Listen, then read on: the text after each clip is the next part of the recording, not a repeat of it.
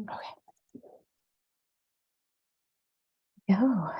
So, You want to get us started, Amanda? Or yeah, absolutely. So, like I said, the opportunity here is to, I know all of you have relationships with Qatar and have had conversations probably about at least one of the beliefs or principles that she shared inside of the book. And so I'm curious, was there anything, when I have some of my friends read books that I'm working on, they're like, oh, I didn't know this detail, or, oh, we hadn't talked about it in that way. So I guess as we get started, what were some of those things that came up for you as you were reading the book, having already had a relationship with the author?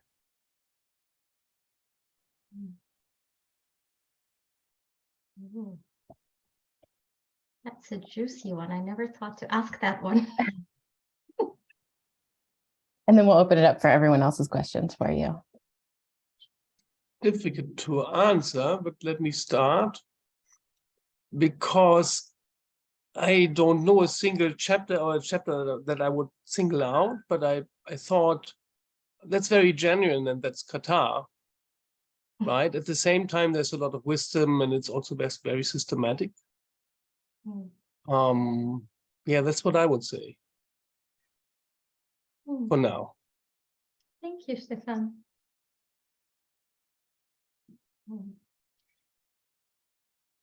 Yeah, I know for myself, it was challenging to be that genuine. There were so many stories I wanted to hide, or so many places where I just wanted it to be about the belief or about someone else. And really, Amanda had to push me time and again to say, readers need to know who you are. How did you learn what you learned? And that was really difficult and raw to step into. I think that's what makes the book so compelling, because and also I like the way you unfold the story bit by bit, per chapter. I think that was so brilliant. And it makes it just kind of, oh, what happened next? Or, how did this unfold in her life, this principle or that, this belief. So yeah, it was definitely a brilliant way to tell the story, basically. Yeah, thank you, Karine. And that I would have to say is really Amanda's making, in the sense of it's the way that she guides you literally step by step to get that out, to decide which story is going to fit for which chapter and how are we going to do it. And even that, I mean, there's a method to that madness that I don't quite get because it's her specialty. But I can say for sure I thought in the madness of it.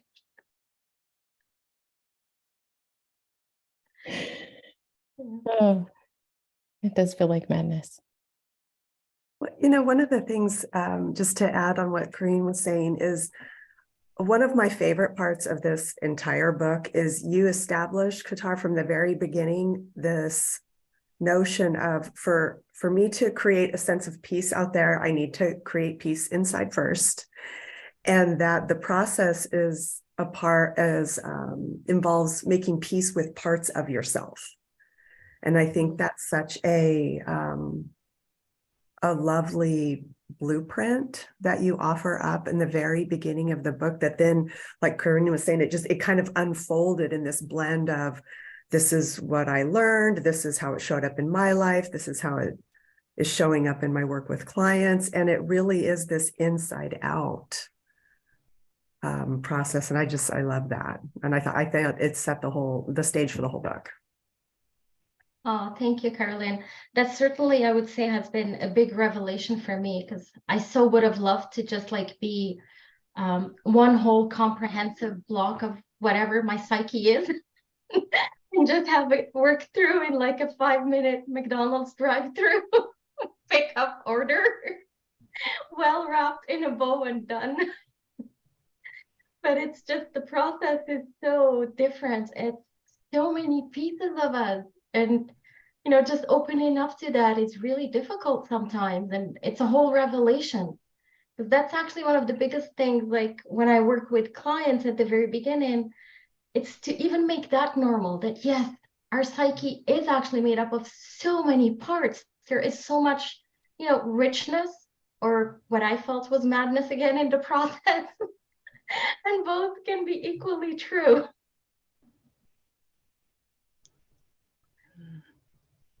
Yeah, I really resonate with that as well, Qatar. Sorry, Christine. No, go ahead. Thanks. Yeah, the different parts, you really do take us on a journey. It felt really beautifully personal. I'm really grateful that you shared your story in that way. And I can feel like it's immersive, but then also the layers. And so it's ourselves.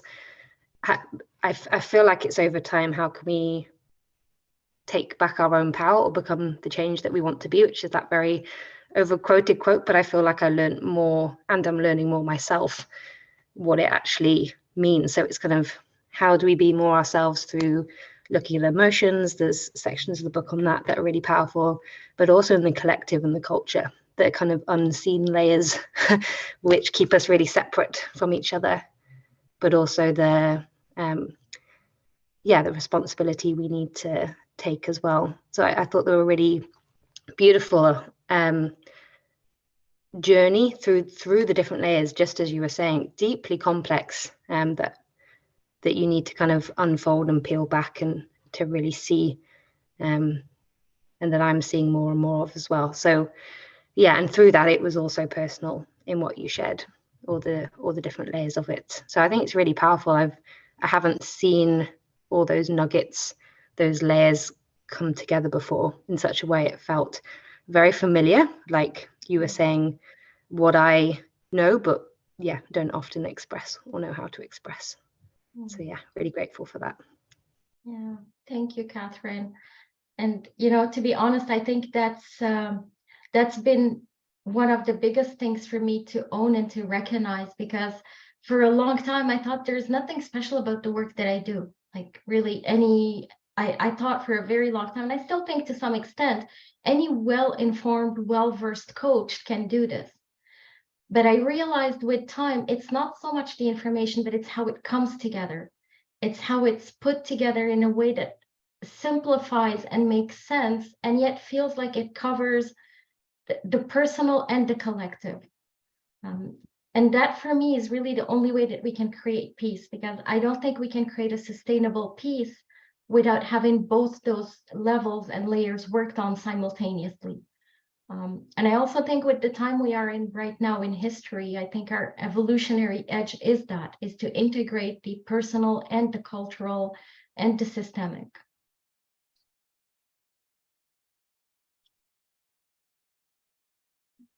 Thank you. It is very systematic. I think it's really the authenticity, the being that you bring. That, I mean, I'm talking about coaching, and you said any ordinary coach could do it, but it's really that you believe it because of who you are, and then because of the vulnerability, and of course linking that with purpose is the extra edge. But I really think it's this authenticity that makes it believable. Yes, systematic, and it's a well-made book and all that too. But it's you. It's there. It's true. Well, that's why people believe it.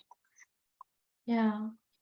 Thank you, Stefan. And that's the archetypical journey, right? It's like you said, it's about purpose, and we each have an archetypical journey that carries sort of the recipe for how our purpose comes into the world, or at least that's what I believe. And Stefan, you've seen me on the other side of that equation. You've seen me when I was deep into the why is this? What sense does this piece make in the bigger puzzle? And not even believing it would make sense, to be honest. When I started this purpose journey, I was very skeptical. I wanted to believe it, but I wasn't quite sure I did. And I wasn't willing to compromise and pretend I believed it. And so I just kind of made a deal with my guides, and I was like, I'm going to believe what I see and what I live. And until I do, I mean, I'm sorry, but we're going to have a sort of a a very chilled out relationship, I might trust you, but I won't trust you by default.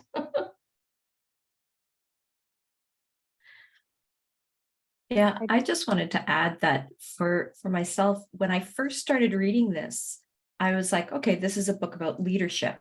And like right away into it, I was like, no, this isn't a book about leadership, but it is a book about leadership.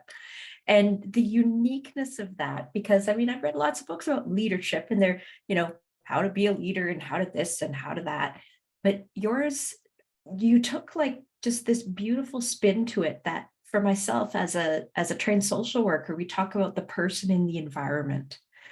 And you embodied the person in the environment. So yes, being a leader, I think Carolyn is the one who's, or no, maybe it was Catherine who's like from the inside out, right? So you took us through you and you working with clients and you working with yourself. And then that leadership piece comes in and I just thought it unfolded so beautifully. And even though I felt like I knew what the book was going to be about from having talked to you, I was like, oh, I actually didn't know this is what the book was going to be about. And I think it's really refreshing. It really is, because I do agree that we've gone so far past being separate entities of like, this is me as a person, this is me as a leader, this is me as a coach, that until we like fully sort of weave and integrate ourselves into all of these roles, that it's when we do integrate it, that's when purpose and meaning, I think, really can be an outcome of it. So very well done, Qatar. Very, very, very impressed. Very, very proud.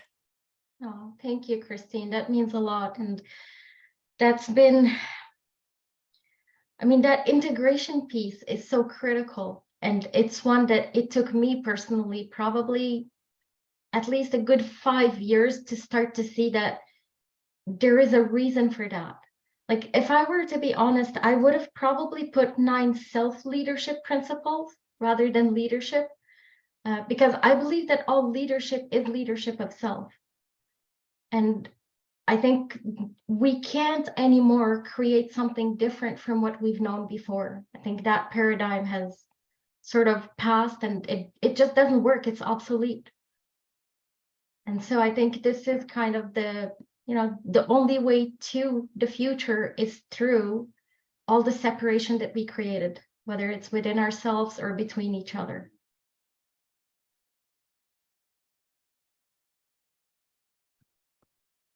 One of the things that stood out to me reading it, having heard some of your stories directly from you, was there was something about reading it that made the timeline more vivid for me. Being stuck in Egypt for more than 4 years, 4.5 years, waiting for a year for your clearance so you could work. I don't know. It's just something, I don't know if it was just because it was repeated, but I think it was just something about actually holding this book and reading it and feeling your words in a different way. I just sunk deeper, closer to your reality. Of course, not really experiencing it at all, but closer to that. And it made me feel more of your journey. And then another piece, I almost ran out of pencil underlining as I was reading, but one I'll pull out was on page 33, this quote from you: "I constantly wondered if I was good enough, and it would take years for me to realize it was because I looked nothing like those around me." That one just cut right through, and just again, as others have shared, just how personally and how vulnerably you shared about this was like, I think, an earlier part of your journey. Yeah. Realize it, while it was happening. Yeah, that was and still is in some ways always a big one. It's it's I don't get why it takes so long to see it, but it's one of those things. Of course, once we see it, we can't unsee it. But I remember so clearly being in law school and having so few people to look up to that looked like me. In fact, having none, and I never knew how much that impacted me. It's much, much later, many years later, that I realized that I was once again in a coaching session, realizing what is this invisible barrier between me and this next goal? And suddenly it comes together of like, oh, I don't believe I have the right to be out there, because I've just never seen people who look like me in that type of position. And I've had experiences that have invalidated that possibility for me. And so it is really, yeah, it is still even there now to some extent. And I mean, thank God also we have the tools to get past it, but it's certainly part of the reality of the collective we've created.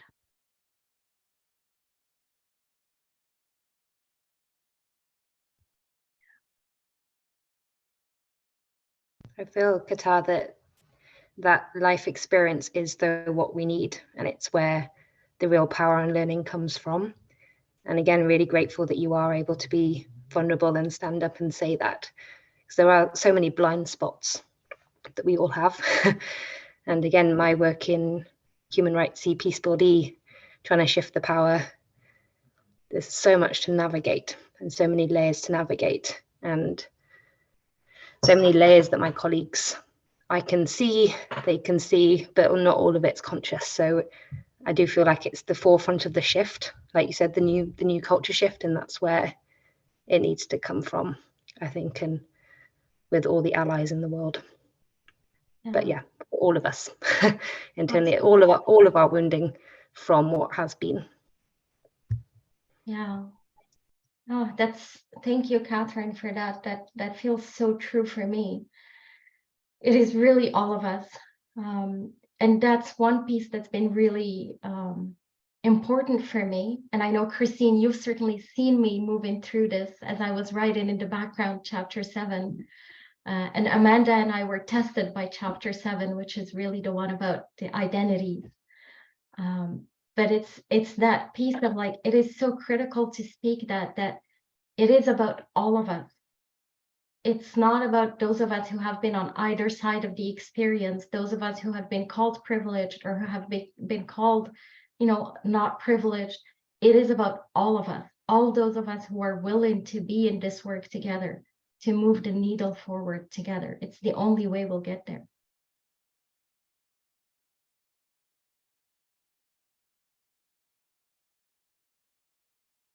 Amanda, I wonder if there's anything you might want to share about that chapter, because I know it's certainly made us sit in some uncomfortable conversations together. They were uncomfortable. I was thinking this morning because, with every client, there's usually a big lesson that is there for me, right? It's people come into my world with a message I need to hear. And when it's as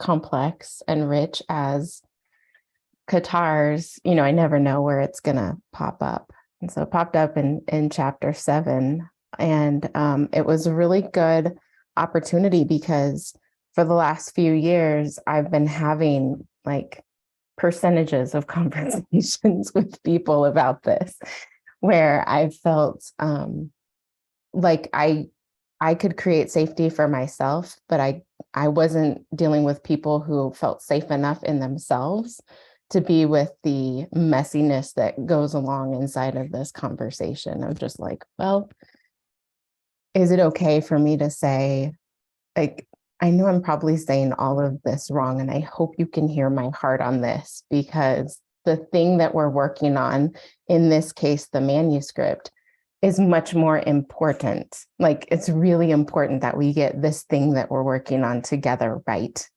And are you willing to be in that little bit of mess with me and try to help me understand what I don't understand and be open to maybe hearing another perspective? And Qatar was literally one of the first people in my world to sit with me in that and just make it safe enough for me to be like, okay, these are all the things that I don't quite understand, but I want to make sure that I do so that this gets presented in the most powerful way possible. And so I just really appreciated that. It was proof that she's done her own work to get herself into that space of safety where, it could get really uncomfortable. And it was. Yeah. Thank you, Amanda. And I know that for me, it was also your willingness to hear, because that's what's hard for me. That's where my pattern of flight used to come in. Because I don't even do the fight. Like with this conversation, I didn't even have the self-energy with capital S to go into fight. And so for you to be willing to sit there and to, we named what's uncomfortable. We named what we didn't know to each other. We named what we thought we knew, our assumptions. And we just sort of moved through it. And we were both like, the message of this chapter is too important to just gloss over this. We have to do this. The only way, once again, the only way to the other side is through the messiness of right here, right now.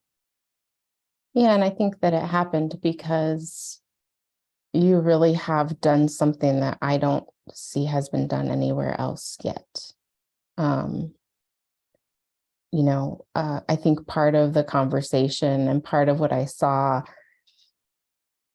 the resistance around it and doing this was what I see in with so many messengers putting a new paradigm into the world, which is like, I am stating this in a new way. I am putting concepts together differently. And I do know that if I say it this way, I run the risk of not belonging, of not being invited to certain stages, of not being, it was like, I watched you like walk right up to that line and be like, oh, this is what this part is about. Like, this is my own version of a conversation that I've been having in all of these different places.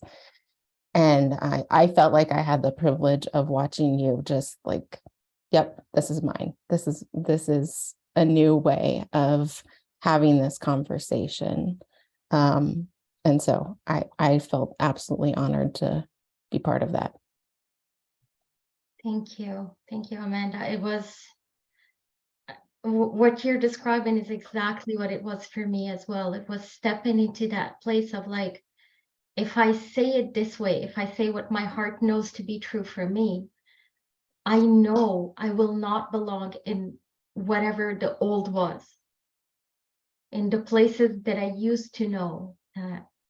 And oftentimes that also means to neither communities when we're doing this work at the cultural level. And it really took several conversations, and Christine was there. Christine was witness to some of them on our Sunday calls with another friend. And it really took everything I had in me. And it actually took conversations with people on all sides of the identities that I had been sitting with for me to be able to come to my own truth and say, you know what? I can't compromise on the fact that I believe this work needs to be done from love. And it is harder. It is the more difficult way, but it is the only way that I know to be in this work. And it's going to be heard by those who believe in it. And, yes, I will once more be rejected by those who don't want to hear that. And I'm going to have to be okay with that.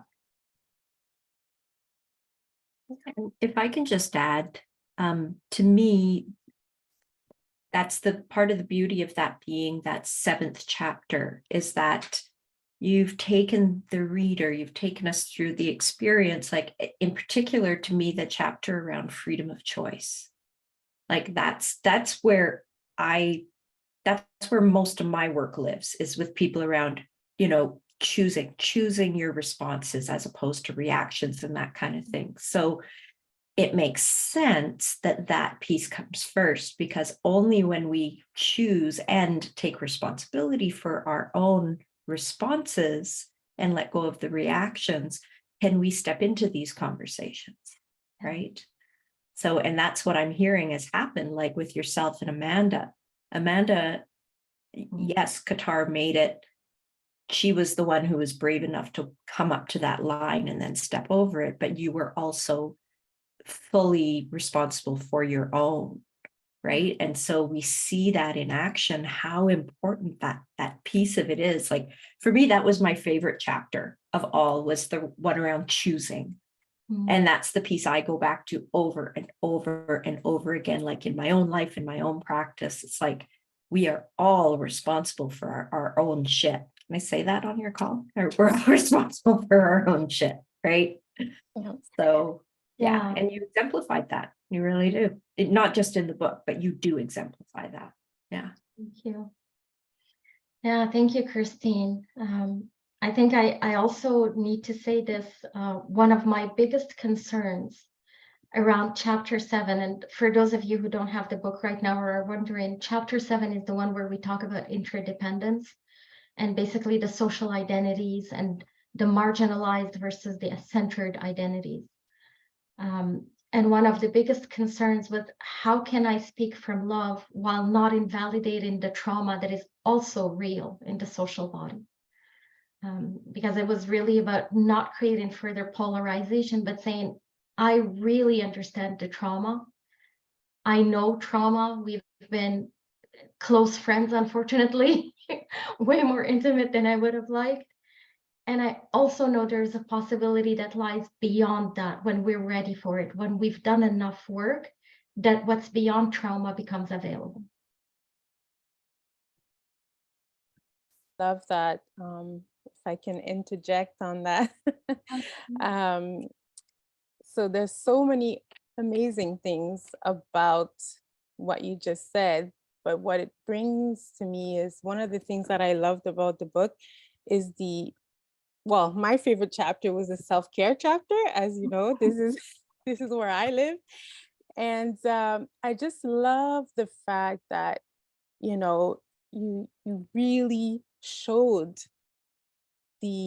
how this is possible, body, soul, and spirit, how it's possible to be your own advocates and be your own physician almost, to be able to know what is good for you, what you need in order to get past, whatever traumatic experience that you go through. And you even share, how you did it, and, give tips on how people can do it that resonates with them, right? And so it's not an easy journey, especially in the culture that we live in. And so but I think that there's more and more conversations, especially since the pandemic, regarding that. So there's more openness to it, and I think we're gradually shifting away from, self-care is bad or selfish and all of that. People are more and more understanding, and now it's how do I do this? How do I do this, in a way that makes sense for me, right? And so, and this is kind of what I walk through with my clients, because sometimes, they're like, well, so and so says to do this, but it doesn't resonate with me, or I don't know how, and things like that. So finding what works for each person. And I think your book helps, first of all, the person awaken to the fact that, hey, it's possible, number one, and then gives them some, a bit of guidelines, to be able to embark in that journey. So I think it's beautiful. Yeah, thank you, Karine. It's one of the parts that I would say were the easiest now, because it's the furthest one in terms of like the recent trauma. But I also know that, Karine, you saw me go through this, because I met Karine just before everything fell apart in my life. So I met her when I was at that critical point of, I know I need to do something different, because I've been in this toxic environment, and it's cost me so much, but I didn't know yet everything it was going to cost me. And so Karine saw me at the moment where my health was deteriorating. And the result is that I lived with about more than 10 years of chronic pain, where doctors had absolutely no answers for me beyond medication forever. Therapy, post-traumatic stress disorder. And the hardest part in all of that has been to realize that medicine has no answers. It took me so long to wrap my head around that these people who are so well trained, who specialize, I'm like, what is the word specialty supposed to mean then? And how is it that we can justify doing this so much And we can't even say, I don't actually have answers like that. And it still to some extent boggles my mind. But what I've found is that even within the medical profession, there are people who are willing to say, with a lot of humility and understanding, this is what we can offer you as wisdom, and this is the limit of where we can go. But I, as a doctor, I'm willing to sit with you in finding your answers. And that's when things started to shift. When I found doctors that were willing to listen and willing to say, that is really the limit of our profession. We don't have those answers. So yes, please go seek them. We'll support you on the journey the best way we know how, but we'll also be authentic about what we don't know.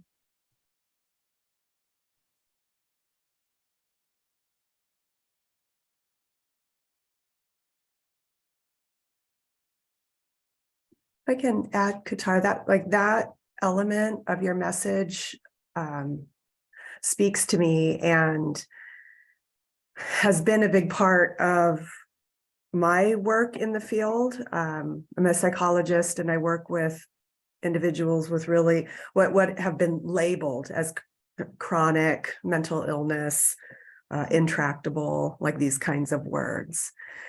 And through my time in therapeutic communities, really learning that like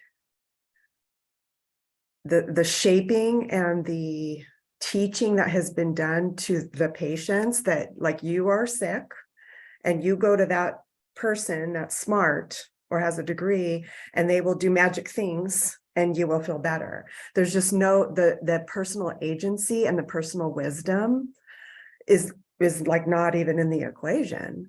And here working with individuals at a residential care level, these are folks that are coming out of hospitals, they've been institutionalized in some ways because of this attitude, right?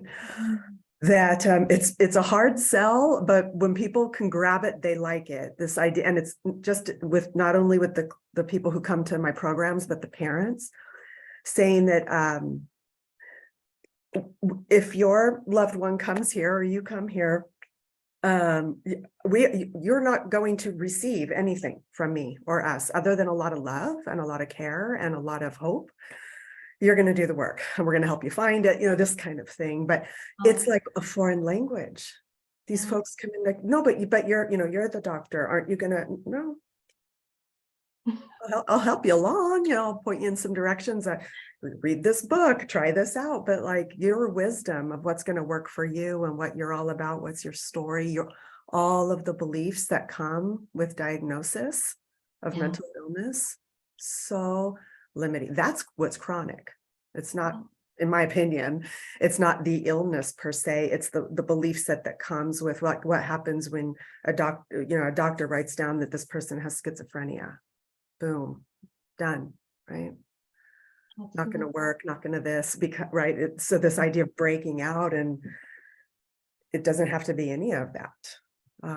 So I like what you were saying earlier about the concepts and the things that are talked about in your book are things that I think most people, if they've been interested or have come across, but it's put together in a way that is so empowering that yes, we need guides, we need allies, we need people who can kind of help hold the space for us along the way, but it is personal work.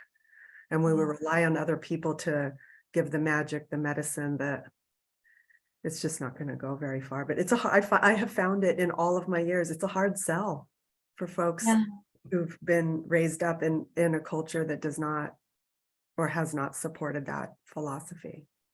Can I just add to that for a second? It makes me go to one phrase that you said in chapter 2, which talks about, the most important person to be vulnerable with is oneself.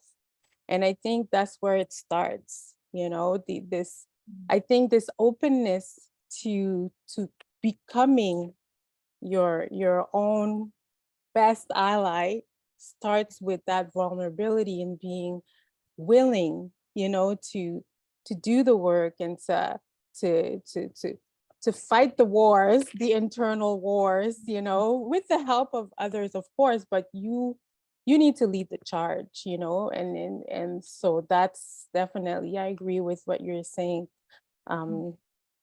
Is it Carlin? Carlin? Okay, Carlin. So that was a beautiful share. Yeah, thank you, Karine, and Caroline, thank you so much. Oh my gosh, that's so rich and so true. First of all, I have deep, deep appreciation for professionals like you who are willing to hold that space. So you know what? I'm with you in the journey, but you are going to have to step up and take responsibility for it, because there's only so far I can take you.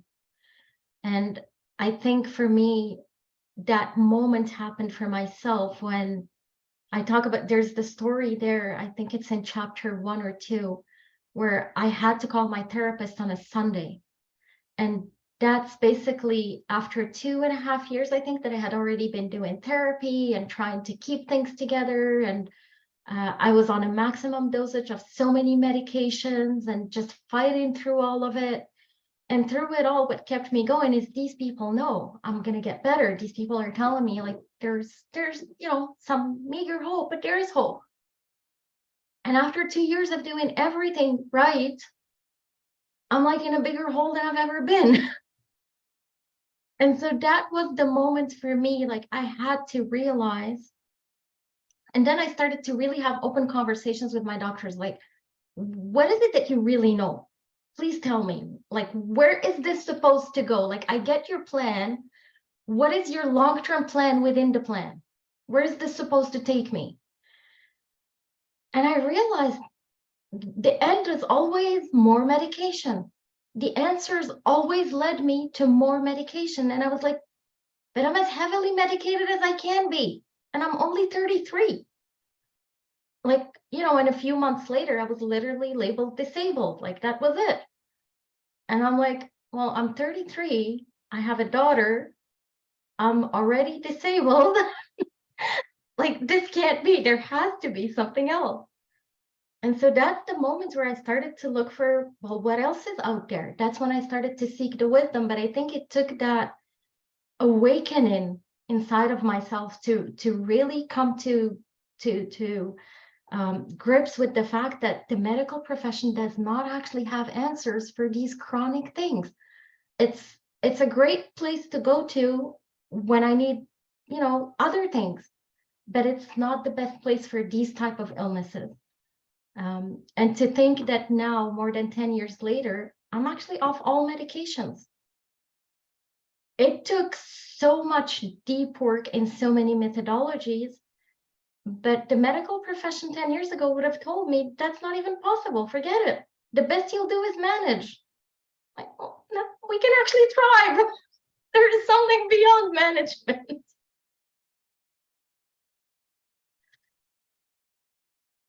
Oh, Dragon, I see you speaking, but we can't hear you.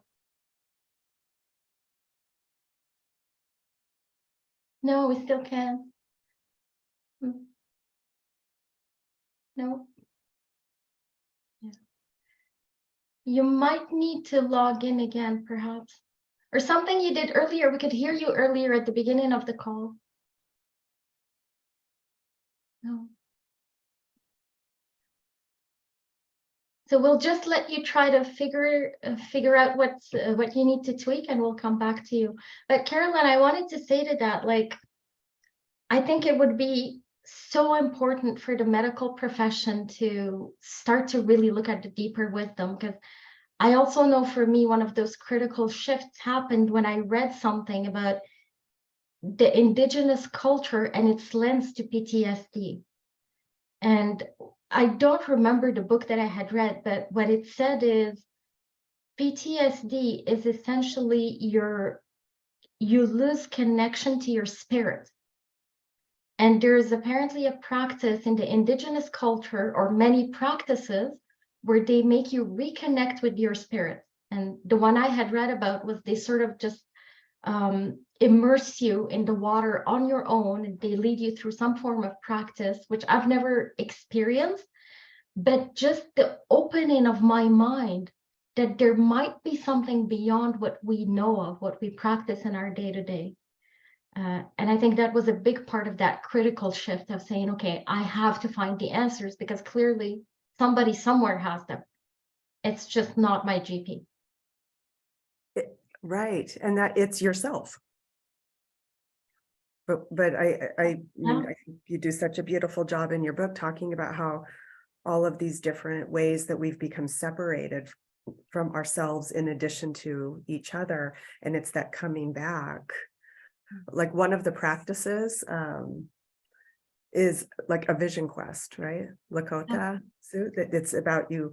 I'm split off. I'm disconnected. I'm not sure where I'm supposed to be going next. I've somehow become separated from my spirit, so that you go there, you're supported in going out, right, into the elements to reconnect.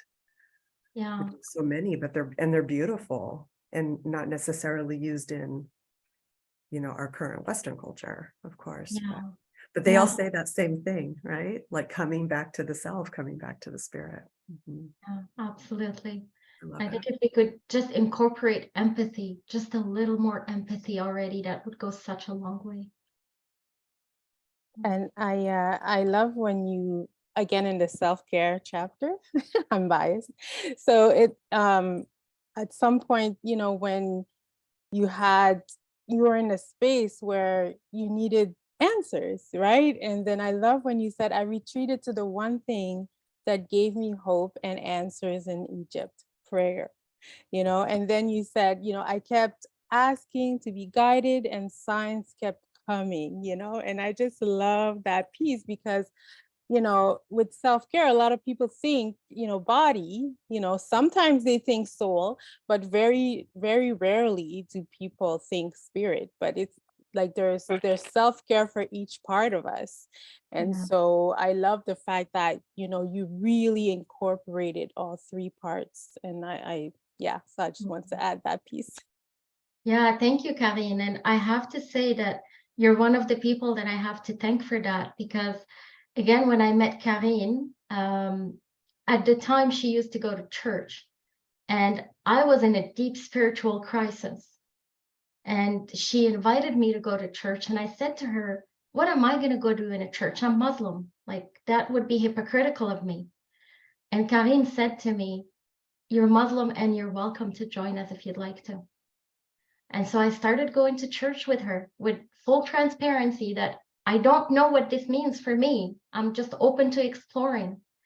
And it was such a beautiful experience, because not only did I experience community really in a very different way for the first time, which is something I had never experienced, the power of community coming together. To me, that place, the church we used to go to, Karine, was really just about love. It was an embodiment of love in action. People being there in a space of deep care for themselves, for each other, just wanting to support each other, give each other hope, without pressure, without agendas, without questions about who are you really or who are you not, or let me see if you fit the prerequisites for you to walk in here. It was just such a beautiful place. And I think that was really my first time that I started to recognize this is what true love is. And I also had a very big lesson in the unity around that. When I came back from South Korea, I think a year later, and I said to Karine, I would love to go to church again with you. And I still I can't go and say I'm Christian. Like, I just love the place. I just miss the people. And Karine said to me, who am I to turn you away? Jesus never turned anybody away. You be you and come join us once again.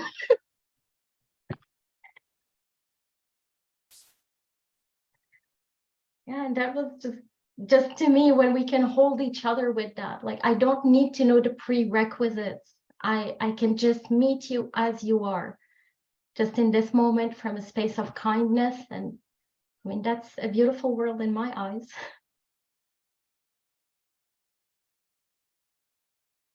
I gotta say amen to that. I'm sorry. Yeah. Thank you, Karine, for those experiences. They've opened up a different world for me. Can you hear me now? Yes, we can. So now I connected via my phone, but I think now it's the perfect place as well that everyone hears me, because, you know, if I think about your book and you, for me, your book just showed me somehow that everything in life is really possible.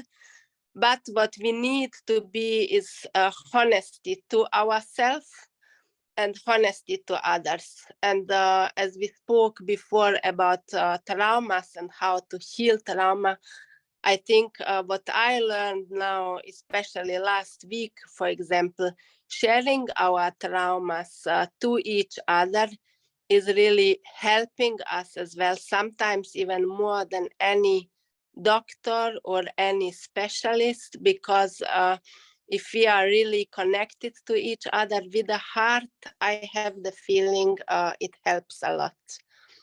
And if I refer now to your book, Katar, for me, the chapter I'm resonating a lot right now is the reclamation of inner power. Because, you know, somehow every time when I feel something stopped or I don't know how to go further, then through this chapter, I learn now that I really need to listen first to my own needs. And what is it really about when something is happening to me? Yeah, wow. Thank you, Dragana. That's a beautiful journey. I think that's just the reclamation of that power is so beautiful. And my favorite or my biggest learning ground with that, I would have to say, has been my husband and my daughter. And they've been my biggest test and now my biggest joy, because when I first started to practice that, my husband used to be so weirded out by the fact that I would retrieve in the middle of a conflict and be like, pause, push the pause button, exactly like I say in the book. I am triggered and I don't know what's happening. I need to go figure myself out and I'll come back to this conversation. And just that at the beginning used to trigger him so much. And then I would have to stand there and be like, I hear you and that belongs to you. I need to go sort myself out and I'll come back to you.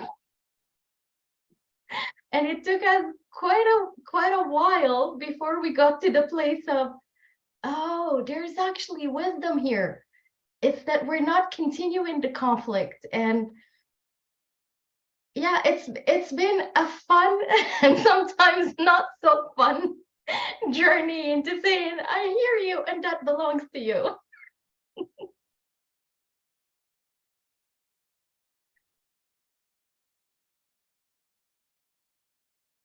I felt the exactly what you're talking about, Katar, that and Dragama as well, that the reclaiming of that inner power. And you talk and the health conversation that's been had, which I, as a person who's pregnant at the moment, navigating that and having learned a lot over the past year about what's common and what you'll move towards and what's less okay. And yeah, being able to choose much more. So in a crossroad decision point at the moment. But all of it is taking your own power back, meeting your own needs. I have hope everything that has been talked about with everybody here really helps through love dissolve the hierarchies that we have, the handing over of our power to decision makers, to what is common wisdom that actually is no longer working.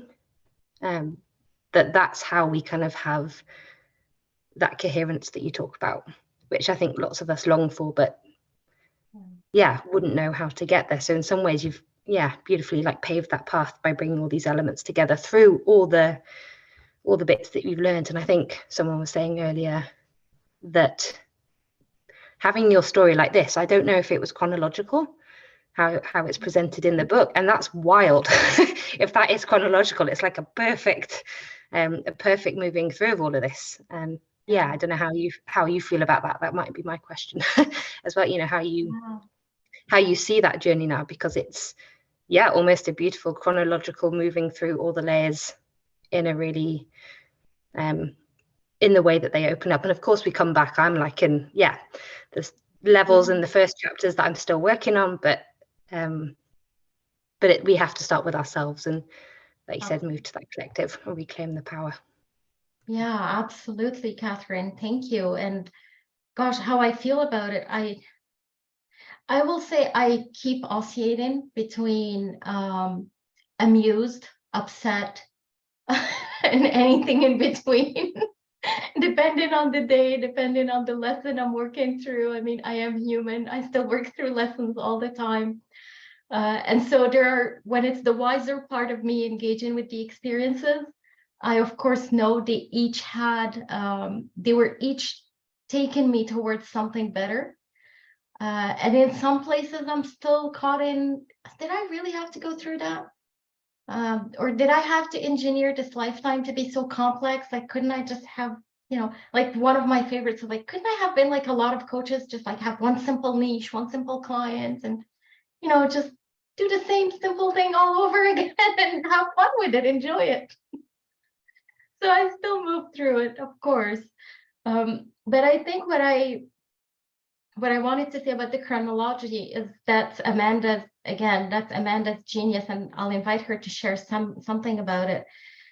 But while I'm speaking to this in a more light way, I think the truth of it is that chapter, the reclamation of inner power, and this part is truly universal. Like, I've found this anywhere, whether I'm talking about a workplace, whether it's a leader, whether it's, any space in our lives.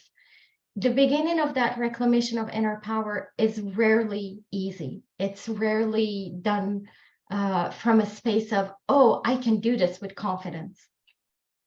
And it really takes a lot of trial and error. And even to recognize our needs takes a lot of trial and error. And to start to recognize that there is diversity even in our own needs because of situations. And there's a hierarchy. There are moments where one need will be more important than others. And it's really a big dance in a way to hold for ourselves and our lives and our multiple identities and the multiple spaces we navigate. But once we master that, that's when I think we can move from, because at first, at least for me and what I see with a lot of people I work with, is we project that as conflict externally. Because I don't yet know my own needs and I'm not able to hold myself with care and meeting my needs, I project that as conflict because the other person is not meeting my need. But there comes a time where it becomes so easy in the moment to check in with ourselves and be like, what is it that I'm needing here? And what is it that I would want this person to do or not do? And sometimes it's a matter of just having a simple request. Sometimes it's a matter of our deeper knowing that this person doesn't actually have what it takes to meet this need. And to still not vilify them for it, to just be like, okay, that's information I can use to make my decisions moving forward. And that, I think, is what moves us from that space of disempowerment to really moving into a conflict transformation place in the moment, where like in the moment you sort of do a diagnosis of the situation of yourself, and you're able to hear the person, you're able to move with them into what is your need, can we meet it together? And if not, okay, well then what do we do with that? I love the fact that in the book, you, first of all, use definitions to explain. I love that. That's what I do too. But you really show that it's important to know the difference between a need and a want, because a lot of the times, I think this whole unpacking of the difference between a need and a want will really help people in that process. So I love this part of the book too. Yeah, it was an important one, especially, to be honest, that was about having grown up privileged in certain ways, economically. It was very easy for me to get lost potentially in what I wanted as needs. And it's certainly something that I've seen a lot of people around me do. And it didn't quite make sense to me, but when I finally had the language that what I want, or what I've been conditioned to want, is so far removed from the very little that I need to actually be happy and to be content. And that even pursuit of what I've been conditioned to want keeps me in that chronic unhappiness. that was such a big revelation too. And that's also why I think we can actually use privilege to drive everything that we want for a better world. Because even the people who are called privileged are actually in so much pain a lot of the time, because they're consistently trying to get things that don't make them happy, but they don't yet know it. And so even privilege can be turned against us. It's not, you know, it's not roses and butterflies.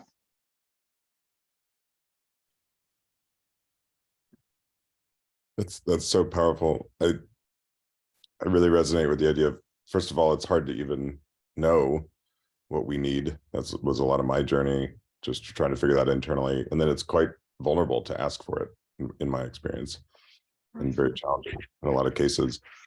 And I'd love to revisit chapter 7, which we touched on, about interdependence. And this line right at the beginning of that chapter: if we approach equity and belonging work from a polarizing lens, we will be further perpetuating conflict and separation. And that resonates with a lot of conversations, you know, you and I are having. And that, to me, it's just, you know, that was one of those moments I think I just paused and put it down for a moment. And then later, a little bit later, you know, one of the things I like about the book is you normalize some things that I think are just about human nature. And I think that's so important to this work, whether that's neuroscience or behavioral patterns or just growth cycles, or, you know, all of it.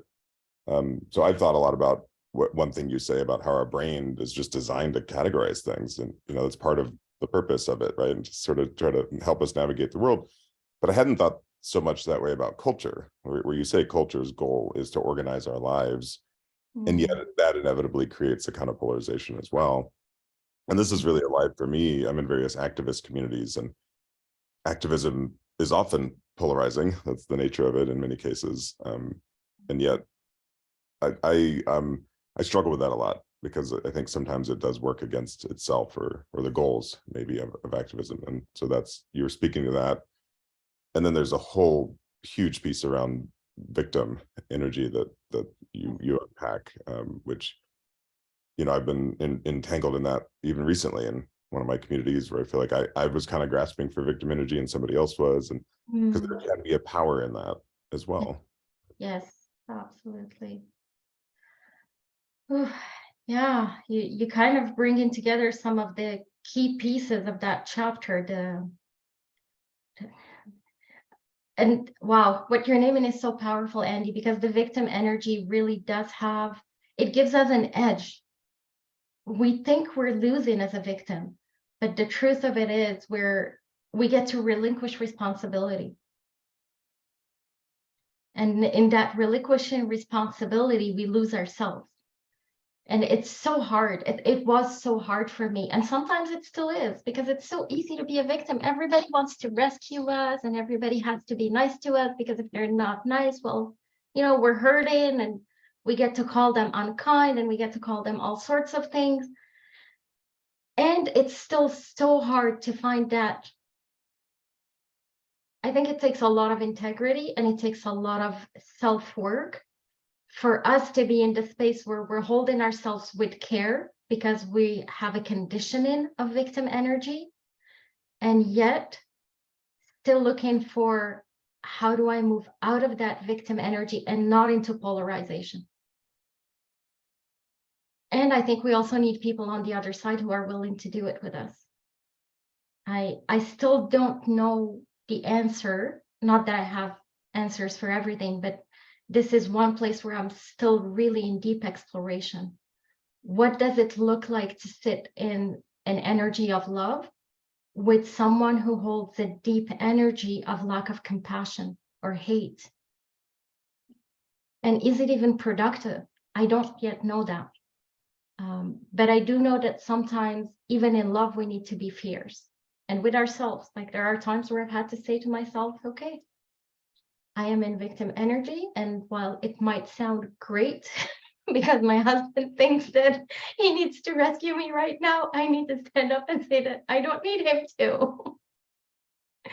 And I need to rescue myself in this moment, or just be there for myself as like my own kind of best ally in this moment. And then, yeah, we perpetuate that at the larger level. And culture has just been, for me, the exploration of culture has been so eye-opening, because I have felt a lot of victim energy with regards to culture itself. And so to kind of undo that and be like, even with regards to the cultural beliefs, there is still that power to choose. There's still the possibility of reclamation of inner power. And what does that look like when we're working with deeply traumatized systems? Where we're working with an identity that's been so deeply traumatized that it only knows to fight right now. And I don't yet have answers to that, but I would imagine that it's about compassion and moment-to-moment emergence with it.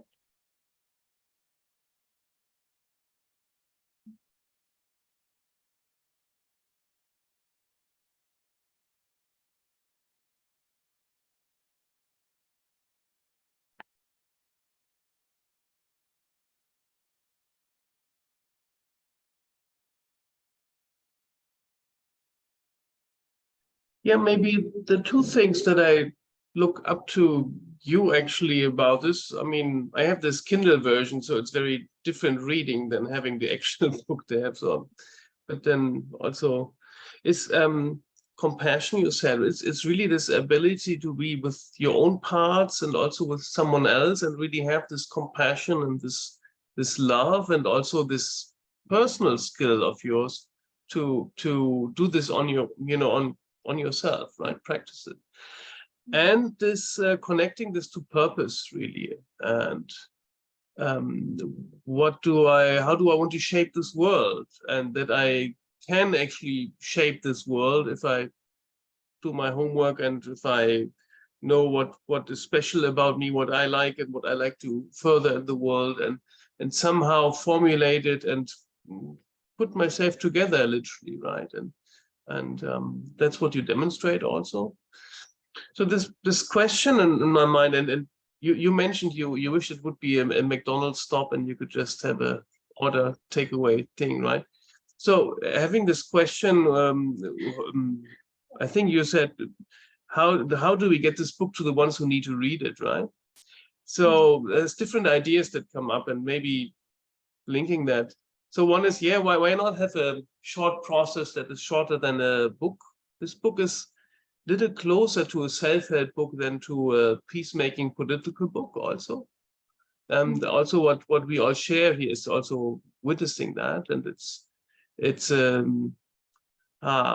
yeah, in life, it's sometimes useful to fit into categories if you're thinking about who needs to read it, right?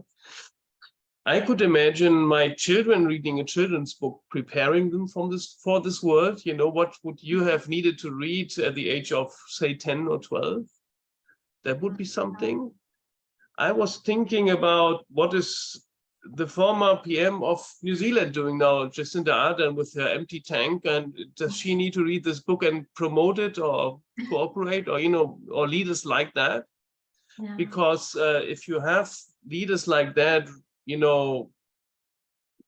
joining this one, then you can also lend credibility and have other leaders read it, right, and get it out of the self-help book shelf, right? Yeah, and then really this clarity, it's a hybrid. It is self-development, self-help. It is also connected to the world and communities and political, but it's somehow somewhere in between. So maybe how can this be emphasized more, that this is also not only about peace and, like the monks and they meditate and have that kind of peace, and peace out in the world where we have a lot of war and a lot of leaders who are, I wish to see more leaders who read this book and connect to it like we do, right? So that would have a tremendous impact also. So yeah, so these are some of the ideas of who needs to read this book and how to get your power out there. Thank you, Stefan. Yeah, it's I mean, again, that's really the paradigm of the ego and the soul, where in the physical world we need to have it in categories, but the reality of it is that it's so broad, and there is no separation really, because what we need as leaders for ourselves is what helps us create that different world. But it's definitely, I mean, it's definitely reaching more people. But for me, where I would really want to see it go is for leaders who are working on changing systems. And that's why we also made it leadership principles. We talked about this, Amanda and I. Do we put the word leadership or not? I didn't suggest self-leadership, but I had it in the back of my mind. But I think it really is a book that's for anyone who is willing to do the work to create that different world. And for myself personally, I think that if we could have this, and I mean, this is one book and there are so many other ways, as we all know, but just have those leaders who are willing to do the work, feeling supported, knowing they have communities, they have, you know, we talk about allies, we are their allies. Those leaders who are at the forefront of doing this work, they need that support, they need that oxygen, that community, and we are the people holding that for all of them.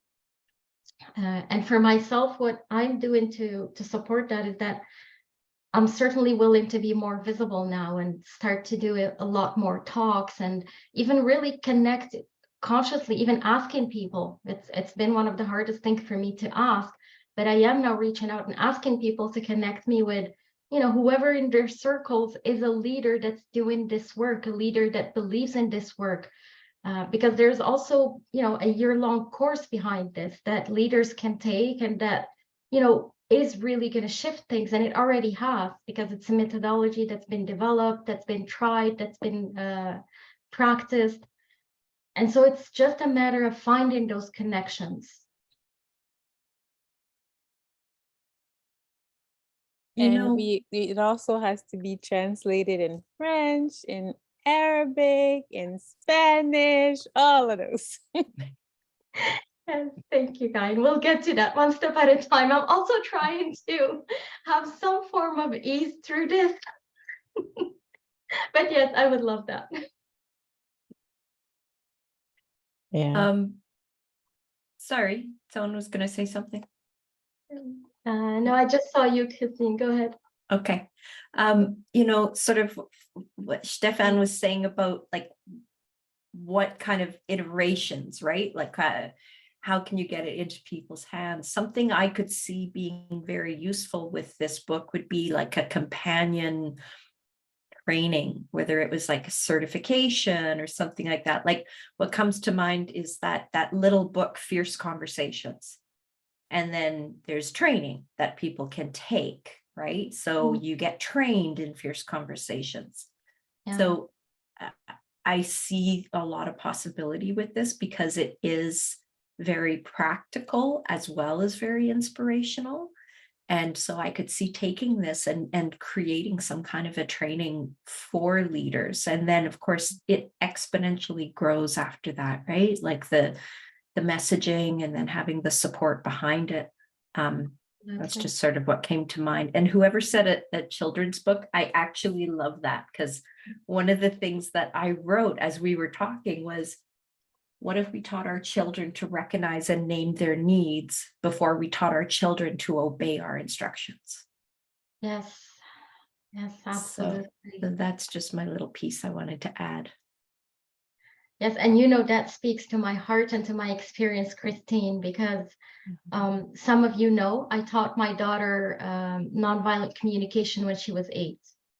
And she used to come home. We lived in South Korea, and she would come home after a difficult day with so many difficult experiences, cross-culturally and otherwise. And I would just lay the cards, the nonviolent communication cards for feelings and needs on the table. And I would ask her, so how are you feeling? Or how did you feel today? She would pick the cards, and then I'd be like, so what were you needed? And she would pick the cards. And then, of course, as a mother, I want to tell her the solutions to what she just told me is a problem. And then she'd be like, no, I don't want to do that. And it took everything I had in me to hold off and say, okay, well, what do you think you should do? And then she would come up with her strategies, and I'd be like, okay, try that tomorrow and let's see how that's going to go. And then fast forward a few years later, we're having this argument, and she tells me, and of course, I am trying to have her do what I think is right, because, you know, I know better, I'm the parent. And she tells me, Mommy, I will not do that, and you can't make me, because you don't have power over me, and you only have it if I give it to you, and I don't give it to you. And I was simultaneously proud and enraged. And I had to sit down and be, you know what? You're right. I don't. And you're clearly not giving it to me, so good luck with this decision. But it has been such a learning of how do I raise a child that can be empowered in making her own decisions, and yet, you know, not just let that become a free pass for everything and anything, and have her have the self-responsibility that it takes to be able to be in integrity with when she messes up, and recognize, you know, yes, we're free of our decisions, but we're not free of the impact of our decisions.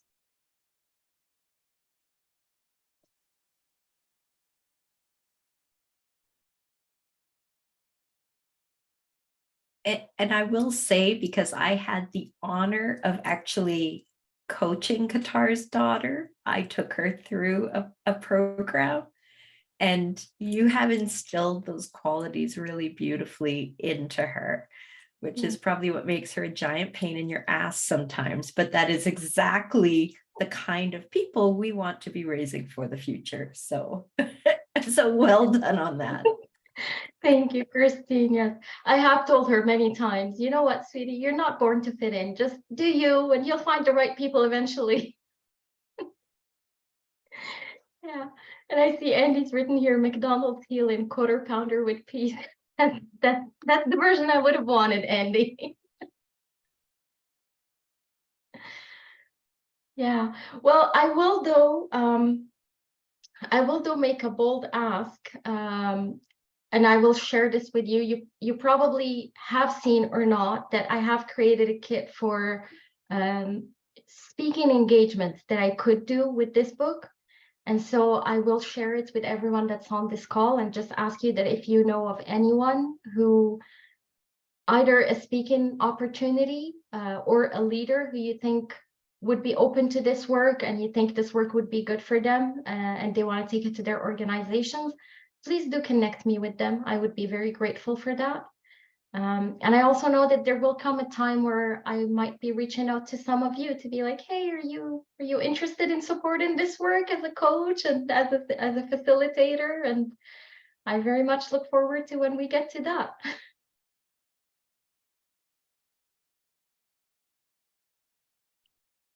I would love to talk offline outside of here. I know we're probably wrapping up here pretty soon, Qatar, but I've been part of a series of groups for the last 25 years that really embody a lot of your principles. It's been in the space of my my programs, but it's very much there's for therapists and professionals, and it's basically about, like, you have to do your own work if you're going to go out and help people do their own work. Yeah. And creating spaces for people to be able to, like, dive in, do the work, and work through all of that. But I'm the therapist. Aren't I supposed to have my shit more together than this? Like, all the things that people get into that end up actually keeping themselves from not doing the work. And it's been lovely. I think it's like one of the best things available out there, and not a lot of people do it. So I just love that you're offering a curriculum, a format, a blueprint for helping other leaders do this and be able to pay it forward in their work. Yeah. Thank you, Carolyn. And yes, I would absolutely love to have that conversation. There's someone that works with a similar organization, but not about the inner work, just an organization that does a lot of medical work in the US. And they've recently reached out to me about something similar. I think there's definitely a message around empathy. And I think where I see a uniqueness for me here is having had the patient lens, like really in-depth patient lens, having walked that journey towards healing beyond just the medical model, and being willing to share about that as well. I think that's really unique and different as far as I know. Yeah. Well, I do want to honor your time, and I do want to say I so deeply appreciate all the messages that I've received from all of you, all the support, all the kindness, and just the companionship that I've had with each of you on this journey. You have all been really a big part of this, and you continue to be. And so I am grateful for that. I look forward to continuing to grow together in whatever ways the future holds for us. And yeah, I think we can just start perhaps wrapping up with anything that you might want to share as parting words as we close. And Amanda, if there's anything you want to share on your end. And thank you for hosting this. Thank you to you and Aaron, actually, for hosting this.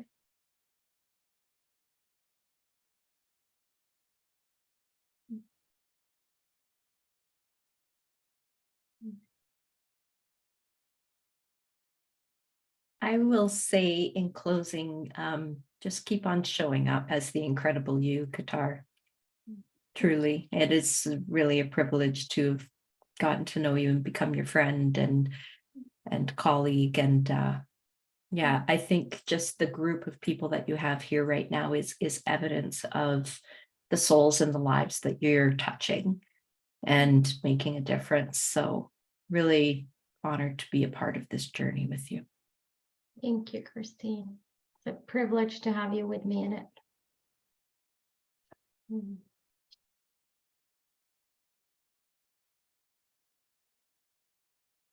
And I also know that we are at time, so if you do need to drop off, please feel free to just give us a wave and feel free to drop off if you need to. Thank you, Karine. Yeah. Thank you. So I Yes. love that you want to have ease while you're unfolding this process. So you're good at that. It's my new commitment to myself. I have decided that I have a lot of unearned privilege, sorry, a lot of earned privilege in my life, and I'm now going to embrace all of it, and I'm going to keep expanding it and bringing more people into a space of the spiritual privilege that really comes with purpose, with ease, with living from grace.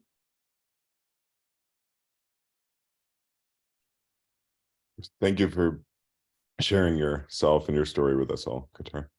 Thank you, Andy. Thank you for being here.